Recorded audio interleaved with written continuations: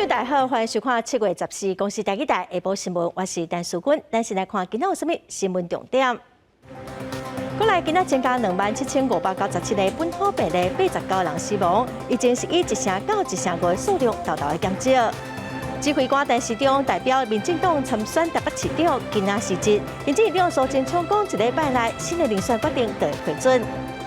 美国公布6月份消费者物价指数年增率是9.1%，创40天来的新高。台湾股市开盘大落，国安基金搁正常护盘。新闻市来看，咱国内今仔是增加27597个本土病例，有89个人死亡，231个中重症。今仔的病例数甲顶礼拜4比起来减少1成2。指挥中心表示讲，已经是以1成9、1成5的数量大大的减少。另外，台湾的所谓新冠病毒健康证明增加美国、加拿大、日本佮澳洲等国家的认证。咱来听指挥中心的报上届新的说明。本土病例有27597例，那这个跟上个礼拜4比，是下降了12%啊。那境外移入是87啊，死亡个案是89。那今天有新增了231例本土中重症以上的个案，年龄相对较年轻的有2位40多岁的女性，本身有接种3剂的疫苗。那没有慢性病史，不过在7月11号的凌晨就被家人发现说在家中昏迷的状况，没有心跳呼吸。那另外还有1例是40多岁，有接种3剂疫苗的男性，本身是有糖尿病跟脑动脉瘤的慢性病史。我们今天有一个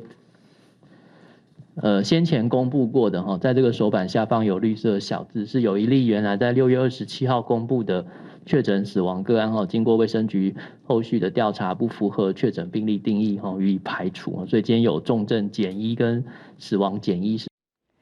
民进党顶调卫生福利部部长陈时中参选台北市长，陈时中今仔向行政院长苏贞昌辞掉卫生福利部部长的职务。苏贞昌伫早起的行政院会嘛，正肯定陈时中的表现。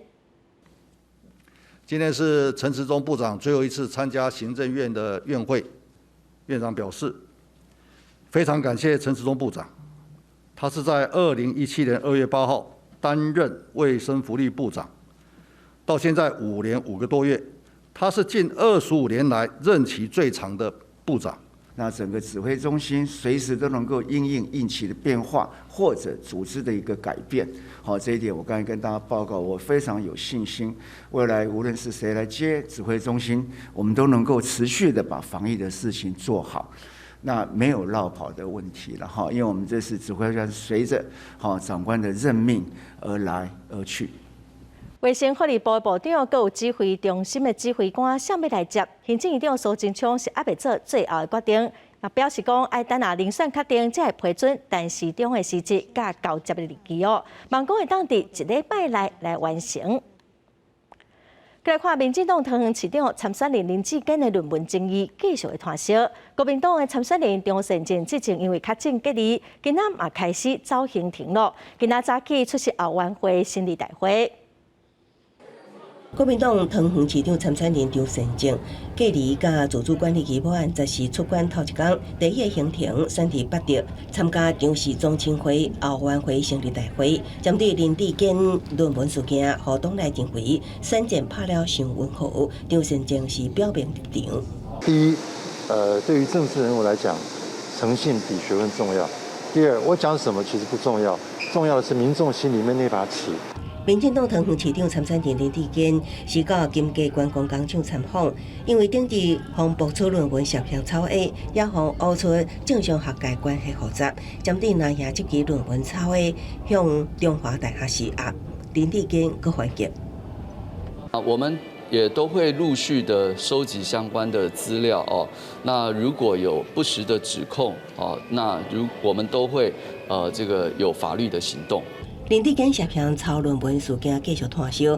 根据台湾指标调查研究股份有限公司的桃园市长选情调查上新民调，目前张善政31.3%，领先林志坚24.7%，不过幅度无算大。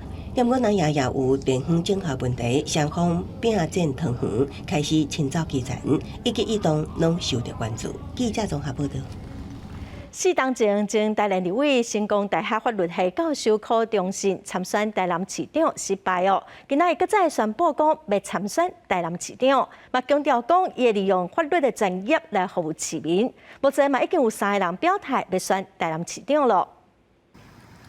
2018年以无党籍嘅身份来选台南，落尾是摕到45000外票前台南立委，又阁是成大法律系教授柯忠信，则是透早正式宣布讲，要阁用无党籍嘅身份来拼年底台南市长选战。台南现在面临的特殊的困境，已经是一个传统的政治人物，从县议员起来，来学习政治的运作，学服务选民。你当然你所学就是那一方面的专业知识。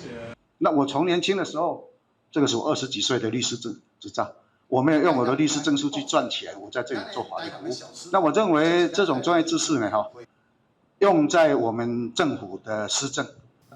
讲到过去4年的心情，柯忠信落尾也是决定参选。记者会现场有民众走来支持，柯忠信也得到前台南县长苏焕智的推荐，决定要搁再拼一届。民进党提名台南市长黄伟哲是讲，交予市民来决定。也若国民党提名市长参选人谢龙介讲，柯教授的参选有可能改变台南市选民投票的意向。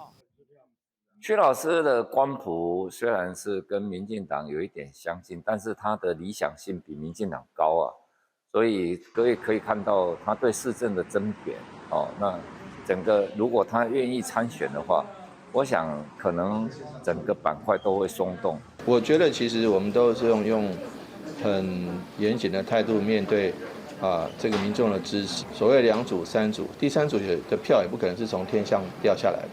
所以说，我觉得其实就让台南市民来好好的检视这几组候选人。2018年台南市长选战有6组参选人，落尾是现任的台南市长黄伟哲以36万外票来选调。年底的选战阁有4个月过，除了即马表态的3组参选人，顶一届互网友叫做 Crazy Friday 的林义峰，嘛要伫16来办 party， 敢要参选台南市长，也互外界真关注。记者综合报道。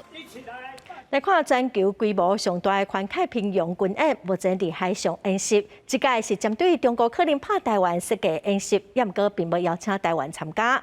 咱国防部的智库国防安全研究院最近嘛针对印太局势分析认为讲，美国为了要保持对中国的合作能力，可能会优先加紧买来增加军事援助，来提升西太平洋盟友的战力。美军航母林肯号、加拿大皇家海军护卫舰、韩国海军杜吉舰等各国军舰等伫陆续驶入港口，全球规模上大的环太平洋军演来到海上演习阶段。美国太平洋舰队司令帕瓦罗就指出，这摆军演也有针对中共2027年可能犯台，让国防院透过报告分析印太局势，认为美国为了保持对中国的吓阻能力，可能优先加速加大军事援助，提升西太盟友即战力。This is unprecedented, really, to have this many nations working together, and it is an incredible opportunity to ensure that we know how to communicate. 包括美军陆战队推动完整前进基地作战，美国国会加持美国国防部太平洋吓惊倡议观察，美国明确的加速提升美军伫西太平洋甲中国的竞争力。学者分析，美国防止中国武力犯台的趋势更加明显，为美军战略部署就会当看出，用跳岛战略一旦出现突发状况，就会当快速部署海上兵力，空中也有各项的轰炸机大量出击。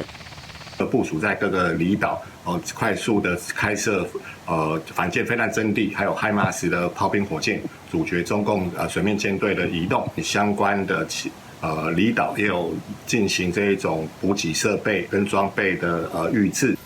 针对美军舰艇一直出入南海，引起中国不满。共军南部战区13头一摆公开监控美国先蹲入非裔动学区中南办福特号，进入西沙群岛海峡。相片显示，共军官兵徛伫船边，对美国军舰进行追踪监视。中国讲，美军严重侵犯中国主权，无航行霸权，制造南海军事文化的证明。中共内宣的一个手段，我表示中共的海军有能力追歼美军，而且可以精准的就是拦截。共军这个举动，防假图是参考美军的手法，目的是要进行大内宣。另外，中国表示，两方无存在海峡中线，继续军事奋斗。苏启文指出，中国是区域威胁的来源，会引起民主国家联合反制。记者综合报道。为着要保障内部亚康员工的权益，目前立法院有制定真侪亚康者保护法草案的版本哦。民众党立法院党团是质疑讲，较大法务部的版本都卡伫行政院，因要求讲行政院应该赶紧把草案送到立法院来做讨论。行政院也在2020年的时候呢，将推动揭弊保护法的立法，也列为我国呢开放政府行动方案的承诺事项。所以呢，我想这个国际上的承诺，我们不能跳票。现在反而就是在行政院那边卡在那里，我们不知道行政院为什么不可以。你要不要有所谓的这个能够回溯能够把一些原来的这个已经发生错误的一些事情能够这个补正。民众党团甲学者拢呼吁讲，立法应该爱加入溯及既往的条款哦，真正来保障亚康者的权益，来维护公共利益。再来看健保要起部分负担的新制度，本地今年5月中就要开始哦。也毋过因为奥密克戎的疫情的传烧，考虑到民众的负担，所以先暂停。又搁传出讲年底这选举进程哦，嘛暂时未起。也毋过台湾私立医疗院协会已经发函予卫生福利部，因认为讲疫情已经缓和了，为着互健保会当永续经营，希望部分负担会当对8月份开始起价。健保财务情形正严，本来5月中要实施的健保部分负担调整新制度，公布调整急诊药品、慢性病药单、检查检验部分负担。像轻症患者，若是无经过转诊就去医学中心急诊，部分负担将会调悬到800块。再加上挂号费就超过1000。不过这项新制度，因为伫咧5月本土疫情爆发时阵划停。台湾私立医疗医协会伫咧8月发函予卫福部，认为做到使用者付费加健保永续经营的方式，应该赶紧实施。这是一个很好的政策，而且是很难得达到的一个的平衡点。那应该要尽快实施哈。那当初5月是因为疫情的关系，那现在疫情给欺软了，那政府也采取跟病毒共存的新台湾模式了，没有理由说不推动。协会分析，部分负担新制度实施，对健保财务差不多会当帮助100亿，而且影响的是部分使用者。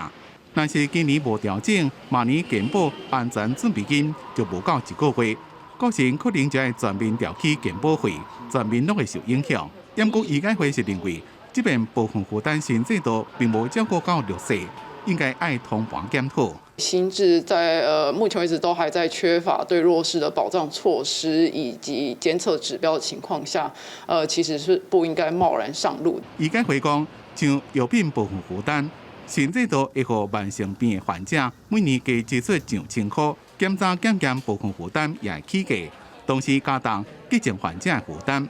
希望卫福部唔通为着要找财源，加重病人的负担。记者综合报道。最近有真侪病院的主治医师，拢互病院解约死头路，工作权是真无保障哦。今仔早起，立委甲民间团体各医师开记者会，因呼吁政府应该甲医师纳入劳基法的保障。叶飘记发口号，10时早起，时代力量立委陈昭华甲民间团体，还有医师共同召开记者会。因为最近已经有几个医师指控讲，伫合约完了后，诉求院方以无正当的理由，无搁继续甲因请，影响因的工作权，所以呼吁政府应该爱甲主治医师纳入去劳基法的规范，以护因的劳动权益。近期到的前1个多月，得罪了医院的督导副院长，就联合医院的人员把我恶意的不续聘。今天医师没有纳入劳基法，最大的问题并不是在于说医院会不会增加人力成本，而是因为他想要掌控医师这个族群，他想要利用我可以任意的不续聘来掌控医师这个族群。詹志军医师表示，蔡英文第1任做总统的时阵，就宣示医师纳入去劳基法，到今已经超过6年。不过目前除了无甲1成私立病院的住院医师，差不多4000个，其他包括公立病院的助理医师、风请的主治医师，拢无法度纳入去劳基法的保障内底。伊就明讲，医师若是下用劳基法，只要行政院公告，就会当全面下用。若是另外立专章，恐惊会互主管机关卫福部甲劳动部的权责分别清楚。现在我们提出是，第一要尽速主治医师纳入劳基法，那第二个就其实应该是健保人力专章，其实这有很多东西都是卡在一起的。那卫福部考量这个医疗形态特殊啊，主治医师自主性高，所以认为将主治医师纳入适用劳动基准法有难行之处啊。那但是目前卫福部已经这个推动医疗法修法啊，为了保障主治医师的劳动权益啊。那会规划拟定这个聘雇医师的劳动权益专章。卫福部表示，2019年捌送出医疗法修法的版本，修法的内容包括医师工作契约甲退休的保障等等。不过针对这点，医界也无共识，相关修法要持续伫沟通当中。记者综合报道。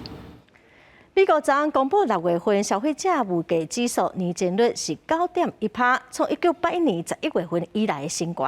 美国股市今仔嘛拢大落，外界嘛预测讲美国联准会会阁升利息4码。有学者是表示讲，咱台湾嘛受到美国经济影响，今仔早起台湾股市一开盘就落165点，国安基金搁再进场护盘，最后收盘是起113点。因为现在已经决议进场，不能对外发言了，我们当然一定会关注啊。国安基金操盘手财政部处长吴清华，台股开盘进前就已经先开会，暂时台股走势恐惊无法度延续前一天国安基金一场护盘起的情形，因为美国公布6月份消费者物价指数并无乐观 ，CPI 年增率是9.1，创下40多年来新高。受到美国三大指数收盘有落的影响，台股10时一个开盘随大落，盘中报落165点。伫国安基金日场护盘情形之下，经过多空交战，有个回倒转来，到早起11点为止，捌去超过100点。没有办法靠人为的干预去影响全球的趋势大洪流啦。我撑住，你不要跌，而不是说我要把这个股价把它拉高，让大家解套。护盘的一个这个对象，通常都是大型的一个个股。伫国安基金护盘情形之下，宽达股台积电的股价嘛逆势翻红，加上下晡法说会，外界预测第3季营收会创下新高，盘中股价表现袂歹，上悬捌起到7块。不过美国通货膨胀严重，为了压制物价，外界预测美国联准会应息起利息会阁启动，上济一个手恐惊会起4码。学者表示，未来美国经济若受影响，台湾出口恐惊嘛无乐观。联准会的紧缩，某种程度上会抑制这个美国的一个市场的终端需求了。下半年的一个出口是比较会产生一些影响的。国际货币基金组织 IMF 10日嘛降低美国今年甲明年经济成长的预测，而且警告通货膨胀全面压悬，美国甲全球的经济拢构成系统性的风险。学者表示，今年下半年出口表现好歹，关系台湾经济成长率敢会当保持。记者综合报道。台中一间营养午餐的业者伫7月初2倒今仔是召开政务协商会议，有上百位合作的厂商来讨销。业者表示讲，因会向法院来申请破产，公司有4亿1千万的资产我公平分配互现货厂商。上百位厂商来到台中的团体共产业者信基食品公司开政务协商的会议，这寡厂商包括菜色、肉类、果子等等无共的食品。因讲信基食品公司为3月就开始欠销，信用跳票，为几万块到上百万拢有，一直到7月初2打公告宣告破产，规个过程拢无沟通。之前我们有去追踪他的律师，那律师一直有电话，然后不通，那他整个后续我们会紧张，是因为律师是不是他有委托，是不出来出面？那也希望说这个问题他可以真实的出来跟我们解决，因为我们也是受害的厂商。他之前可能就有问题了，疫情应该是一个借口而已。信基食品公司透过律师表示，讲破产是因为受到疫情的冲击，摊无够开，当无钱空，才会甲法院申请破产。但法院指定破产的管理人，就会召开借款人会议，甲公司的财产分予借款人。假如法院有准予破产宣告裁定的话，那么法院呢会指派破产管理人。那因为这个破产管理人是中立的、公正的专业人士，他来主持。然后召开债权人会议来进行公平的分配，所以以后的程序我们大概会先争取宣告破产的这个程序。信基公司强调讲，目前的债务大约是5亿左右，包括欠银行、厂商甲贷款的钱。安那公司的资产算起来大约是4亿1千万左右。希望伫债务状况如海进前，透过宣告破产，赶紧处理相关的资产。记者综合报道。今年到大台北捷运已经发生29件偷窃这款红海秘密的案件，占全部刑案将近2成。捷运警察提醒讲，亲像是电梯，就常常发生偷窃的事件。警方嘛统计捷运台北车头、上港南金站、甲中孝敦化站最近淡薄偷窃案件上侪。画面内底这个穿白衫的查甫人，刚好头前穿裙的负责人，而且愈来愈晚。抓手机想要甲偷窃，煞当场去互撞着，双方发生冲突。这个负责人真大力甲扣咧，嫌犯一个紧张尔，转外头退互伊，赶紧逃走。该犯嫌情急之下，竟脱下外套，直接冲出闸门逃逸。所以我们是过2个星期才查获这个男子。因为一时匆忙甲人偷袭的，还有这个50多岁的男性，伊坐伫捷运的车厢内底。惊无代志，手机的镜头煞是向坐伫对面穿短裙的查某人，涉嫌偷袭人运输的所在。根据捷运警察的统计，今年到台北捷运已经发生29件红海秘密的案件，占全部刑案的18%。甚至最近这2个月，案件的数量大增加，一个手出现12件。警方提醒，特别是伫电扶梯，较会正做红偷袭的地点。犯罪手法多是利用手扶梯高低差偷拍女性群体风光。遇到偷拍或性骚扰行为，可立即大声呼喊，或请站务人员求助，亦可拨打110报案电话。利用捷运电扶梯共偷袭，最近年半以来发生49件，占上侪。过来是伫车厢，还有便所是8件，还有6件。尤其是伫捷运台北车站、上港南京站，还有中孝敦化站，正在发生。即个几件偷袭的案件，警方表示，新实施的金司法无法度下用，不过也是会构成妨害秘密罪。记者综合报道。高雄警方之前要临检一个桥都爱食薰的人也毋过这个驾驶耍老跑。后来警方发现讲，伊是一个失联的移工，佮有啉酒。警方嘛表示讲，最近啉酒赛车的屡犯拒载酒测案件是增加袂少，嘛有真侪人拢无去立罚单。有民众伫5档内底3届啉酒赛车互掠着，计共是罚款30万块，拢无去立。后来车甲银行的存款互查扣，才去立罚款。警方看到民众哪骑车哪食薰，叫对方停车，毋过记者检索带吹油门逃走。警方保持安全距离，对伫后壁，想要等伊停车了后，才去盘查，想要到民众家己刹车，竟然搁比到轿车的车底。外籍人是不是？你外籍你还酒驾？1年了，跑1年了是不是？原来这个人是失联的移工，因为食酒洗车，看到警察才会逃走。互掠了后，佮用朋友的相片假做别人的身份，讲伊毋是失联的移工。落尾酒测是有到0.7亿，互警方移送侦办。查证身份，确认系逃逸外籍劳工。本所于警刑笔录制作后，依违反公共危险罪及使公人员登载不实，移送高雄地检署侦办。高雄市警方进行统计食酒洗车的数据，发现去年4月份到6月份，食酒洗车有1091件，毋酒测有112件。毋过今年食酒洗车案件增加600多件，毋酒测有228件，是去年的2倍。因咱的法务部行政执行署高雄分署也加强执行食酒洗车毋缴罚单的案件。有民众5年超过3届食酒洗车，佮无驾照驶大货车。累计罚款30万毋缴，扣押伊的轿车价金佮投资了后，伊才肯缴罚单。高雄分署统计对1月份到7月10日已经追回毋缴罚单3177万，也查获242件不动产。这个食酒洗车的义务人，若是佮毋缴罚单，会进行拍卖。记者综合报道。来看一个伫中国教册3档的老师，伫中国学校互霸凌，佮互讲伊侮辱中国，即卖已经倒来到台湾咯。今仔伊嘛开记者会，呼吁咱的政府应该保障台湾人去中国安全甲权益。我出来说话，就是希望不要再有下一个受害者。3年前保持偏向服务的日程，前往中国驾车张博士想要到煞遭具职场霸凌，互打上菊花标签，薪水阁安尼互扣大约50万，造成身心受损。今年农历年后合约期满，就转来台湾。他们的社会是强调说人治的，他说这是我的地盘，我说什么就是什么。啊，他说在这里，我现在就可以把你驱逐出境。张博士指出，国台办讲目前有2000多名台青学者伫中国各地区校任教，所无讲敢有受到职场霸凌、人身攻击等状况。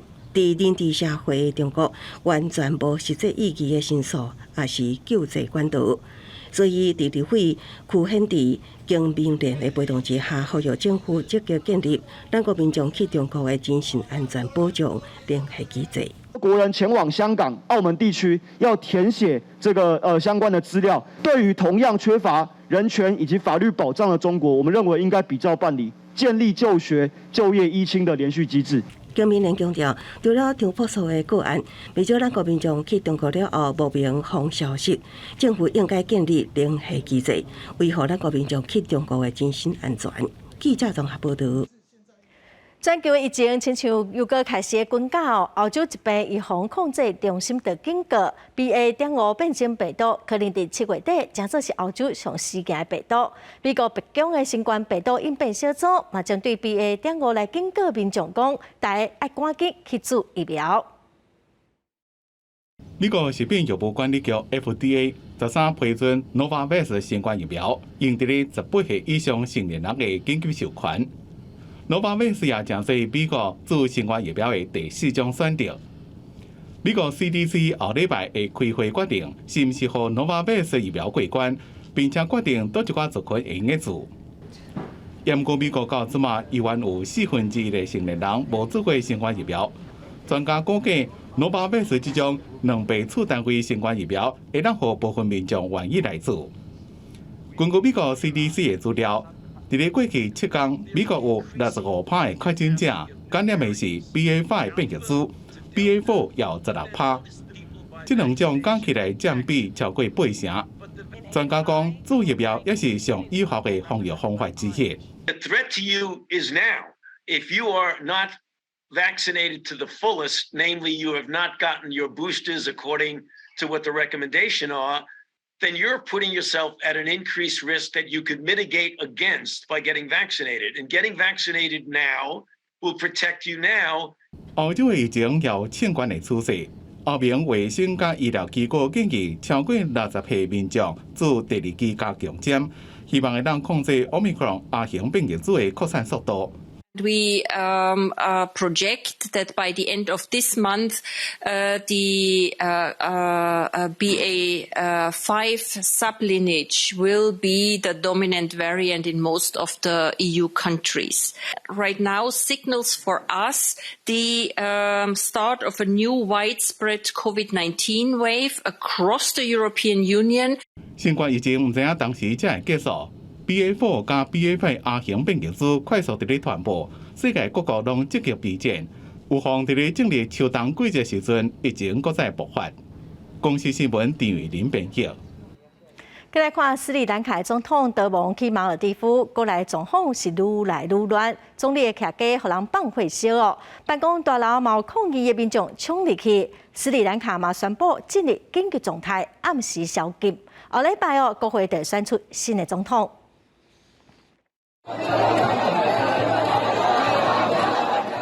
冲入去总理办公室大楼的大厅的民众，大声伫咧喊嚣。伫咧瓦郡大楼的边仔，有一寡民众和警方用催泪ga矢攻击。As you can hear, the security forces are just firing to the air as well as firing with tear gas.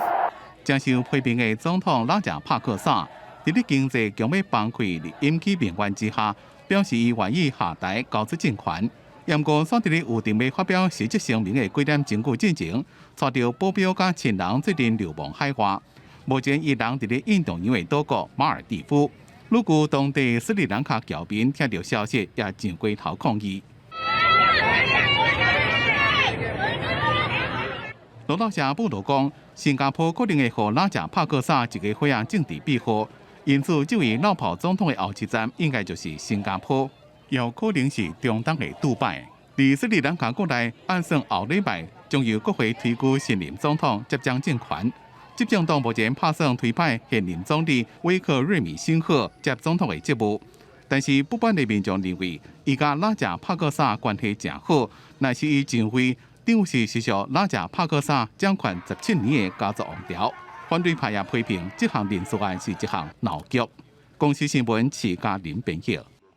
台北捷运南北环段甲万大线二期的工程预算是超过1300亿，也毋过标案拢一直流标。台北市长郭文帝是表示讲，因为疫情，佮加上欠工欠料，所以真侪政府的工程拢发包袂出去。今仔市长嘛亲身去甲厂商交换意见，也毋过哪里的议员拢批评讲，市长的动作上过慢咯，无啥意义。招标预算总金额超过1300亿的台北捷运南北环段一个万大线二期的土建工程，自去年1月开始招标，拢无顺利。南北环段更加伫咧6月底搁流标。台北市长郭文帝一早起亲自出席招商座谈会，伊解释讲，受到大环境不利的影响，造成真侪工程无法度顺利发包。台北捷运局已经伫咧做检讨。我也知道问题在哪里，缺工缺料，营建物价上涨，风险不可预测，还有作业量已经饱和，这都是问题。不过，内地的议员批评时间伤晚，无实质的意义，批评郭文帝对捷运关心无够。捷运南北环流标6次，如今只是因为自己要卸任了，所以担心自己的政绩成为烂尾，所以现在才在恶补抢救自己的政绩。柯文哲市长任内的捷运通车只有4公里哦，这是历任台北市长成绩最差的哦。那柯市长直到今天才跟厂商座谈哦，显然缓不济急哦。捷运局重申，流标主要是因为营建市场有真侪重大工程同时伫咧进行，厂商考虑到承揽的容量无够，佮因为疫情的影响欠劳工，工资甲材料的价格佮大起的影响，所以才办招商座谈会，就是希望会当了解厂商无愿意投标的原因，找一个合理合法的解决方法。已经有要甲20间大型厂商报名。记者综合报道。再来看新地一间幼儿园2档外前发生教保员虐待囡仔的事件。最近这个教保员才互教育局定记做无适任的人员，加消息质疑讲教育局的动作上过慢咯，有疏失。也毋过教育局嘛强调讲，今年的5月判决就有结果，教育局就随公告咯。画面内底，教保人员向为查某囡仔的骹肉甲手咧倒来伫甲擤，这个查甫囡仔甚至规个人向为涂骹去。教保人员这个动作，毋但无当点，阁求查甫囡仔的正骹共涂骹至少48届。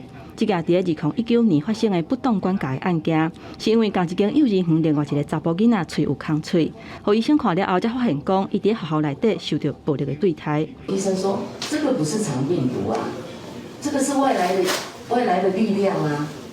因为他还有流血，然后又有刮痕。这个受伤的查甫囡仔讲，老师把七头米啊放伫伊的喙底，所以才会流血。家长真生气，甲提告，一审判教保人员6个月有期徒刑。家长嘛指控讲，新竹县教育局有行政调查的疏失。为什么会出现说在行政调查的部分是没有疏失、没有发现问题，可是在法院却判决有罪的情形？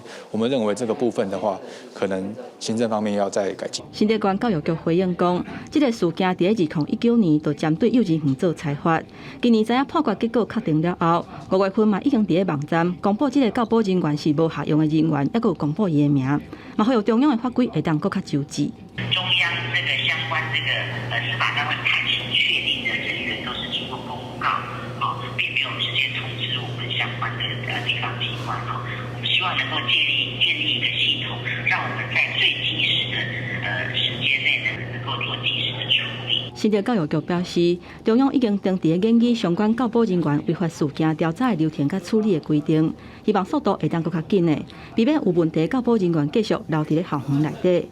记者综合报道。再来看婚林的倒落一块私人的土地，蹲真侪帐篷哦。昨下晡烧起来，因为边仔有一间幼儿园，300个囡仔先赶紧撒到安全的所在。环保局表示讲，已经经过地主真侪介入，火烧造成的空气污染会先来处理，上侪是当罚500万哦。嘛要求讲，因爱伫9月2日之前来清理现场。立刻满满的帐篷冒出火苗。农园带着刺鼻的臭味，后边啊幼稚园园方的人员先将囡仔撤离，上局接到通报后，赶紧前往灌救拍火。不过园方人员就表示，今年间这所在都要发生过火灾。这边是在这边那一天是更危险的。起来，我不知道它烧哪里，我先撤掉啊，我没有撤掉怎么办？这迄个遐收起来，有弄正啊，无弄正啦，迄机械伫遐，油流出来。会不会怀疑啦？不知道。经过消防人员紧急拍火降温，无到1点钟就将火势控制，但目前火警原因阁需要鉴定调查。但云林县环保局就表示，为了到了保登里这处堆地底，已经坐解看到无改善，这处阁因为不明原因发生火警，当场以违反空污法告发。因为它现场堆置大量的站板那起火燃烧，那现场产生大量的一个粒状污染物污染空气，所以说我们依照这个空污法32条的部分来进行举发环保局就讲，违反空污法会当处10万至500万罚款，但感觉所在在109年3月份，慢慢因为现场堆地无砧板环境相乱，被废清罚裁罚，现在已经要求业者限期在9月22号进行移除，若后早无改善，将依法连续开罚。记者为您报道。以前长河屏东小琉球的观光客是叉，海边啊拢是一寡水上游乐设备哦。因为逐当的5月份到9月份是海龟生卵的季节，环保人士是真烦恼讲会去影响到海龟种花生卵，破坏生态。海龟种花要找所在生卵，结果边仔煞拢是水上的游乐器材，佮有海龟准备要挖坑啊，煞互动物酒挡伫头前。疫情较长好了后，有真侪游客去小琉球佚佗，有一寡业者惊麻烦，为着要省工，就甲动物酒 SUP 踏伫沙坡顶悬，煞阻碍海龟生卵。上海侦探会尝试的去找一些适当的沙滩去做爬行，然后去做寻找，然后掘洞的一些动作。那如果晚上刚好有这些大家忘记收起来的东西，那可能会比如说海龟在爬的时候可能会撞到或者是卡住。5月到9月是海龟种花生卵期间，游乐器材或者是粪扫留伫沙坡顶悬，影响到海龟暗时生卵。海龟仔囝要爬登去海里嘛真困难。屏东海渔所甲品管处不时派人去现场看导，要求业者暗时一定爱甲器材收起来，袂当放伫沙坡顶悬。有跟这些业者去宣导，请他们注重生态保育。这些独木舟、SUP 等等的业者，他将在晚上非营业的时间，我们管理处要求他们，请他们吸回自己的店家，或者是远离利息龟会下卵的沙滩地。除了海龟，酸蚵嘛是小琉球重要的海洋资源。不过，去年底都有学者发现当地酸蚵减真多，政府就提醒游客，冲水的时阵唔通打到酸蚵，身躯若要抹杂质的保养品，都要选用友善海洋的商品，才袂互化学的成分破坏酸蚵的生态。记者综合报道。再来看花莲县政府最近公告2个县定考古的遗址，花莲市的这身淡的400高地，另外是德溪乡的黄瓦遗址哦，是3000多年前的文化遗址，是真珍贵。咱做伙来看卖。这是花莲市七星潭海基的400高地，树林内底防污开的所在，是花莲县政府新公告县定的考古遗址。考古人员伫遮发现济灰仔，也有用过掠鱼的物件。经过鉴定，是新石器时代留来的物件。3000多年前，当时的人群生活在这里嘛，那他们因为利用河海资源，所以说呢，我们在现地，我们当然是发现了非常多的捕鱼有关的那个器物，那最多的就是网坠。因为七星潭原本的居民，大部分拢已经甲地卖掉，而且搬走啊。20多年来，因为开济民宿，而且大部分拢是外地投资人。即马400高地这块地啊，洪公告是县定考古的遗址了后，以后若要开发，都要更加注意。伊若要挖，应该是无啦，应该对阮家一般的徛街应该是无什么影响。其实也没有不好啊，暂时的进建也没有什么问题啊。等到它正式发掘完毕以后，它可能就会再开放，也可能。另外，伫德溪乡往玉山国家公园瓦拉米步道6公里的所在，嘛发现1000多年进前的麻房遗址，是甲本论区的族落的物件保存甲真完整。政府强调讲，民众伫这个所在若是发现古物或者是遗址，都要先通知文化局，若是暗坎消失搁开发，会防以违反文字法来裁罚。记者综合报道。今年台湾已经有410万人为着病，高成9拢是轻症还是无症状哦。有人有病买，中医师公会是呼吁民众，中医是当调身体哦，也毋过嘛要提醒民众，毋通家己去掠药来食。张小姐是小学的老师，今年5月新冠本土疫情大爆发时阵，伊快筛阳性确诊，迄当阵正啦脑痛甲咳嗽，无想到讲6月转去学校教课时阵，才出现后遗症。伊徛伫咧台顶上课时阵，无到几分钟，声音就拢无声去，互伊诚痛苦。好在在经过长期诊疗了，即马症状已经有明显的改善。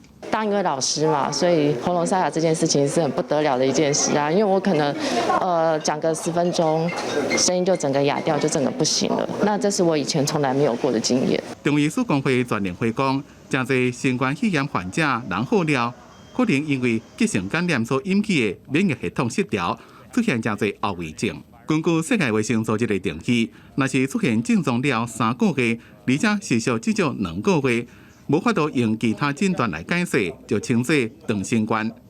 常常看到的症状包括会咽腺、喘气困难、认知功能会降低，俗称脑雾、情绪的困扰、失眠这款情形。其实这款拢会让靠中医来调节免疫器官的功能。上课讲话讲一讲就没声音，就会咳嗽了。那我就用清热润肺让它来养阴让它喉咙比较滋润就比较不会咳。中医师提醒讲，中医是辨证论治，根据病人就诊时阵身体状况，依照每一人状况调配个人的中药配方。民众千万唔通甲机器乱贴药啊，或者是食民间流传的偏方，以免体质无下去伤着家己的身体。记者综合报道。最近发生有民众找到国外头路，也毋过说互骗去，人互软禁做非法的工课哦。外交部统计，去年到今有超过100件求助案件，90件以上拢发生伫柬埔寨，所以提醒民众都要特别注意。感情内容写着唔免经验，薪水正悬，出国工作正吸引人。最近正拄是真侪学生毕业要找头路，找人的广告也出现真侪这种去海外工作的消息。不过大部分拢是做非法的工作，一落飞机了，护照就互人没收，被迫加入诈骗集团。根据外交部统计，2021年到即马已经接到超过100件求助案件，敢若是柬埔寨就超过90件。李伟希望政府加重视，自各部门真正作为。因为这个协助的过程必须要自掏腰包跟帮忙支付赎金，甚至整个参与的过程救援中，其实也会造成他们在当地经营的风险。天下没有白吃的午餐，这点我想大家一定要提高警觉，否则出国一趟变成诈骗集团的一员。警政署最近检查到以德联邦成员为首的人口贩运集团，以博弈工作找人的方式，诱骗82位个人到柬埔寨非法工作。外交部表示，依照观光局的资料，今年1月到5月有超过5000位个人到柬埔寨，比贸易量大的菲律宾、越南还更加多。因若咱国家柬埔寨并无设办事处，当地政府解救受害者行动也正消极。6月时阵已经开跨部会协调会议，协助提供宣导，加强保护无辜受骗受害的国人。但是对于为虎作伥的人，也要想办法来加以阻止。政署对这些人口贩运的行为，一定会严加查缉，打击就是最好的防治。劳动部也已经建立个人海外就业资源中心的网站，提供查询，提醒民众事先做好防范，也查出不实的找人的广告，自源头给动来，以免个人继续受骗。记者综合报道。所谓平台新闻内容安怎收费付费，其实已经有市场的机制。SCC 最近嘛完成其中报告，针对平台公平合理的分利润的机制，会佮甲文化部公平会讨论，佮来向行政院来报告。面切谷歌顶的大型数位平台长期使用各个新闻媒体产制的新闻内容，刷无付钱引起关注。像澳洲的媒体伫各方的协助之下，陆续甲这个平台达成新闻内容付费的协议。为了督促这个平台使用国内媒体的新闻付费 ，NCC 指出，根据调查，咱国的广电新闻显示，虽然已经得到平台付钱，也毋过普遍反映游戏规则无够透明，希望建立更加透明的机制。新闻议价这个涉及跨部会的议题呢，我想说，行政院有成立一个协调小组，请公平会啦、文化部跟本会依职权去收集产业界的意见，并进行相关的产业调查。担任北面媒体主管的学者分析，明册顶平台登记使用台湾北面媒体产制的新闻内容，佮利用这的新闻内容吸引眼光，快速抢占广告收入。所拢无建立合理的付费机制，加上广告付钱抽成收悬，造成台湾媒体受到损失，甚至造成国内传统报业面临人才流失、经济危境的困境。我们希望这个问题能够在透过平台或者政府第三方能够做协调，因为媒体的产制者得到他应有的所谓的利润，不但能够维持他的生活。还有他们的所谓的经营，那么更重要，这个是智慧财产上的尊重。有学者认为，台湾伫整体立法进度上慢，政府应该爱搁较拍拼，协助媒体甲各大平台建立合理的付费机制。另外，由各报社组成的北市报业同业工会15也要邀请团报甲法律学者座谈，希望政府参考国际做法，研究可行的立法模式，建立良好的游戏规则。记者综合报道。有民间团体针对108课纲高中的学习历程档案来做调查，发现讲整体评分并无及格。一寡学生佮家长嘛认为讲学习历程档案无法度来减轻学习的压力，准备的时间嘛无啥够，呼吁教育部应该爱检讨。全台湾第一遍大学分科测验伫咧12结束，第一届测验108课纲的高中生也伫今年热天自学校毕业。验过各个名针对108课纲内面的重要配套，学习历程档案的成效做调查，发现整体评分是无及格。增加学习压力跟准备时间不够的学习历程档案为人诟病。有高三社会组的同学，学习历程很多的时候是都限制了学生的方向，很像老师跟学生在敷衍制度的跟累赘。对问卷调查来看，各校评讲。除了学习历程档案会当帮助个人成长这项比例差不多以外，其他关务有关减轻学习压力，是毋是有够的时间准备，这款题目的无同意比例拢真悬。指导学生的师资不足，我们一直都在反映师资的问题。学习历程沦为军备竞赛，有钱的人占尽资源，贫富差距拉大。那我们很清楚知道多元选修的理念在偏乡很难实现。伫问卷内面也显示。有68.8%受访者支持分科测验恢复国文、英文甲数语，只可能6.7%无同意恢复。因此，希望教育部爱全面检讨108课纲学习历程档案，抑个分科测验的现主时情形，更加应该做到课程资讯辅导、补充师资、降低城乡学习资源的差距，卖去影响学生的环境。对于各校评的建议，教育部伫咧到目前为止是也无做出回应。记者综合报道。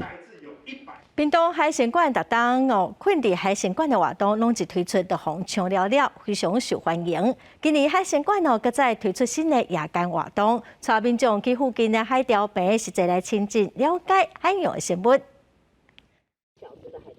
一群游客集合伫海钓坪，准备来一场钓海盛会。自开放民众大馆区过暝了，屏东的海参馆搁再推出夜巡体检。除了夜访海参馆，搁带队游览海钓坪，互民众大大细细，规工拢会当亲近体检海洋生物的奥妙。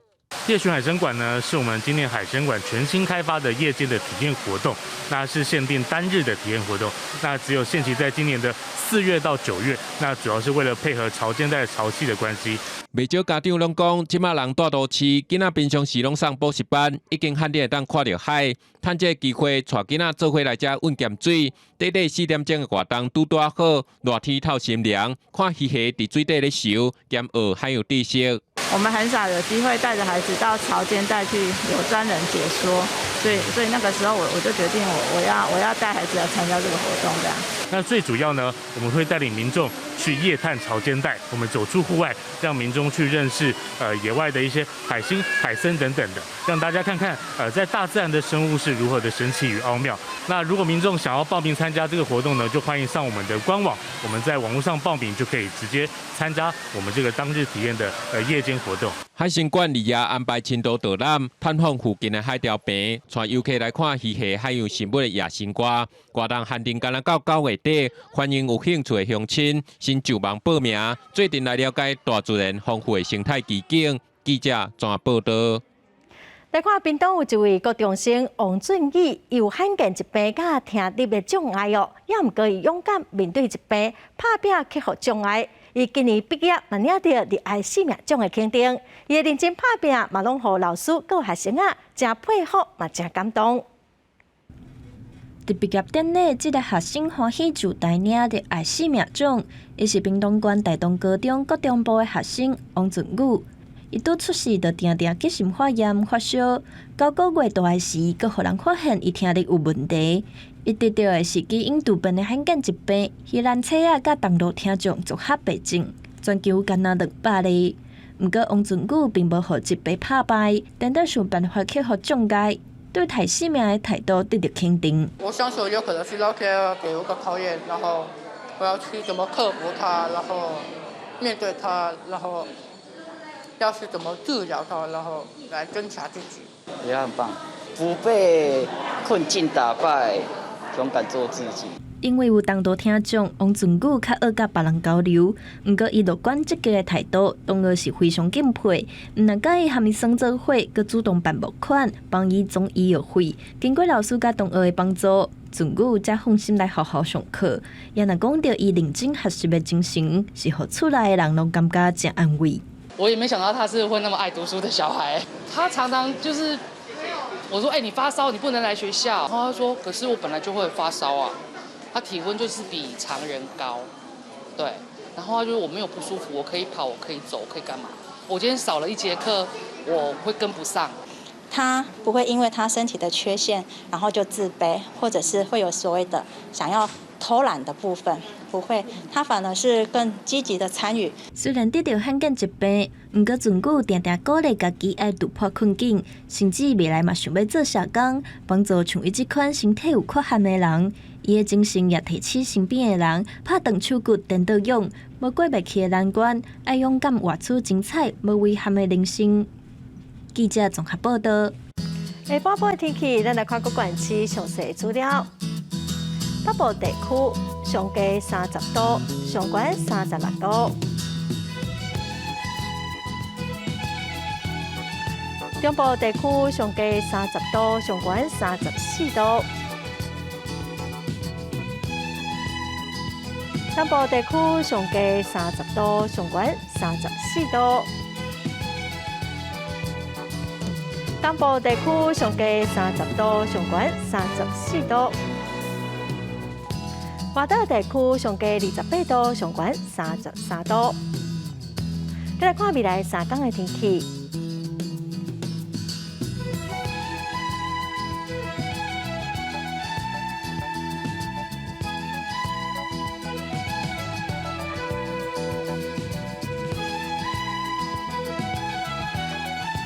感谢观众朋友收看《公视台语台下晡新闻》，我是陈淑君，明仔载下晡3点，咱再会。